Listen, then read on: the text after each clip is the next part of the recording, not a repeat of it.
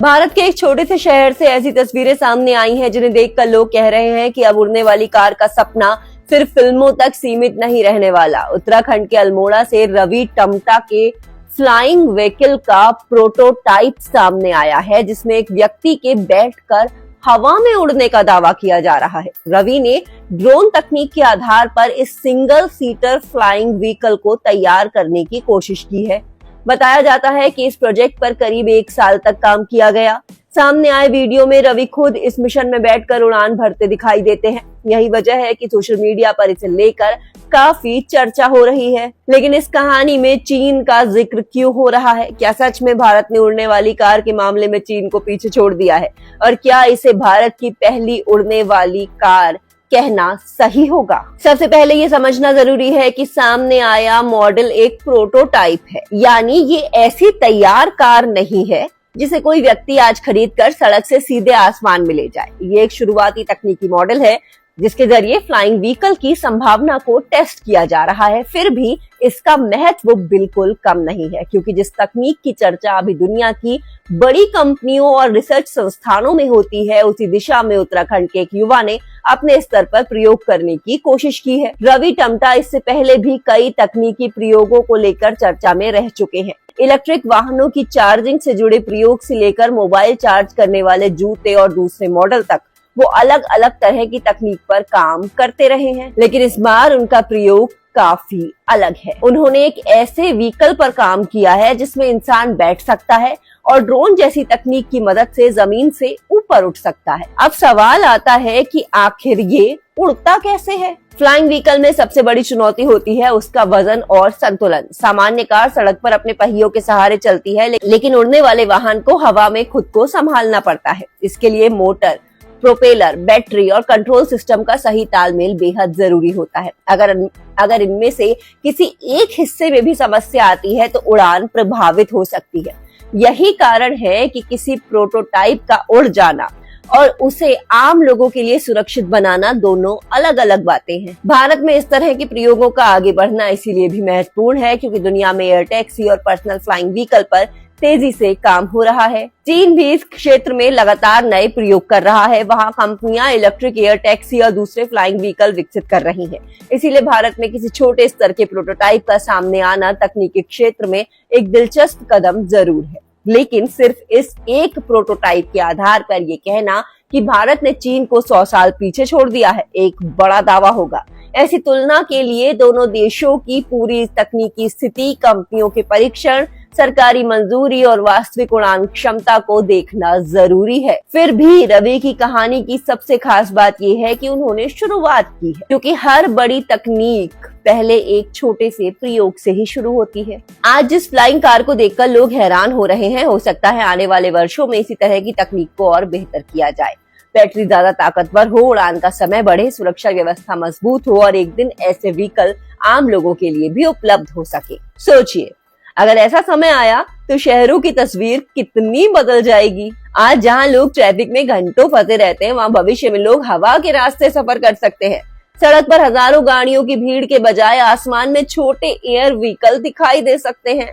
लेकिन उस भविष्य तक पहुंचने के लिए अभी बहुत काम बाकी है। इस प्रोटोटाइप को कई तरह के सुरक्षा परीक्षणों से गुजरना होगा। इसकी बैटरी, मोटर, कंट्रोल सिस्टम और उड़ान क्षमता को लेकर लगातार बेहतर किया जाएगा या करना होगा। साथ ही ऐसे व्हीकल को आम लोगों के इस्तेमाल में लाने के लिए जरूरी नियम और सरकारी मंजूरी भी महत्वपूर्ण होगी। यानी आज की कहानी को भारत में फ्लाइंग व्हीकल की दिशा में उठे एक शुरुआती कदम के तौर पर देखना ज्यादा सही होगा और शायद यही इस कहानी की सबसे बड़ी उपलब्धि है। उत्तराखंड के अल्मोड़ा जैसे इलाके से एक युवा सामने आता है, अपने दम पर तकनीकी प्रयोग करता है और ऐसा मॉडल तैयार करने की कोशिश करता है जिसमें इंसान बैठकर उड़ सके। ये सिर्फ एक मशीन की कहानी नहीं है, ये उस सोच की कहानी है जिसमें भारत के युवा अब सिर्फ दुनिया में बनी तकनीक का इस्तेमाल करने के बजाय खुद कुछ नया बनाने की कोशिश कर रहे हैं। अब देखना ये होगा कि रवि टमटा का ये प्रोटोटाइप आगे किस रूप में विकसित होता है। क्या इसका अगला मॉडल ज्यादा ताकतवर होगा?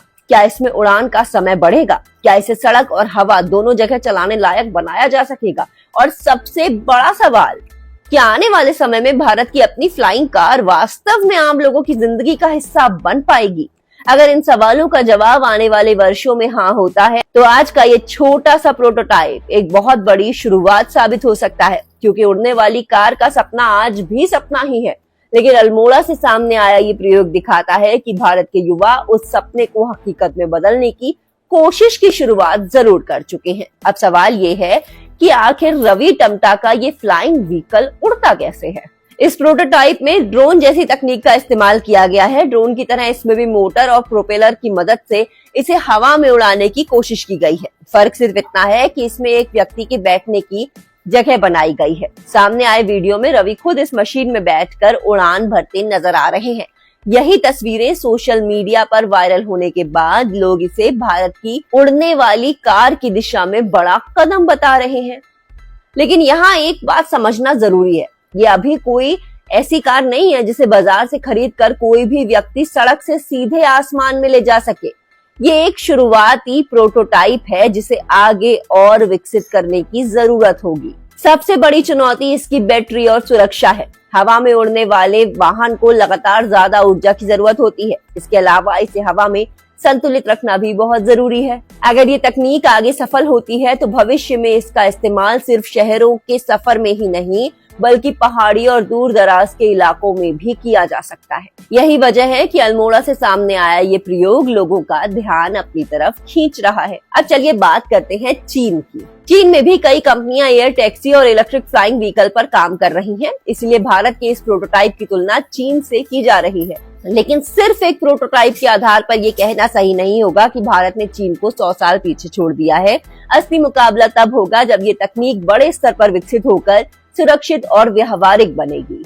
लेकिन बेशक भारत के लिए ये एक अच्छी शुरुआत जरूर कही जा सकती है। अब सोचिए, अगर आने वाले समय में ऐसी फ्लाइंग कार आम हो गई तो हमारी जिंदगी कितनी बदल सकती है। आज शहरों में लोग ट्रैफिक में घंटों फंसे रहते हैं, लेकिन अगर सुरक्षित फ्लाइंग व्हीकल तैयार हो जाए तो लोग सड़क के बजाय हवा के रास्ते सफर कर सकेंगे। सबसे बड़ा फायदा उन इलाकों में हो सकता है जहां सड़क बनाना मुश्किल है। पहाड़ों और दूर दराज के क्षेत्रों में जरूरी सामान या मेडिकल मदद जल्दी पहुंचाई जा सकती है। लेकिन इसके लिए अभी कई चीजों पर काम करना पूरी तरह बाकी है। बैटरी ज्यादा ताकतवर और हल्की करनी होगी, उड़ान को स्थिर बनाना होगा और सबसे जरूरी सुरक्षा के पुख्ता इंतजाम करने होंगे। इसके अलावा सरकार की तरफ से नियम और मंजूरी भी इसके लिए जरूरी होगी। रवि टमटा का ये मॉडल अभी शुरुआत है, लेकिन हर बड़ी तकनीक की शुरुआत ऐसे ही छोटे प्रयोगों से होती है। आज ये एक सिंगल सीटर प्रोटोटाइप है, हो सकता है आने वाले समय में इसका बड़ा और ज्यादा एडवांस मॉडल सामने आ जाए। क्या इसमें ज्यादा लोग बैठ पाएंगे? क्या इसकी उड़ान लंबी होगी? क्या ये सच में भारत की भविष्य में फ्लाइंग कार बनेगी?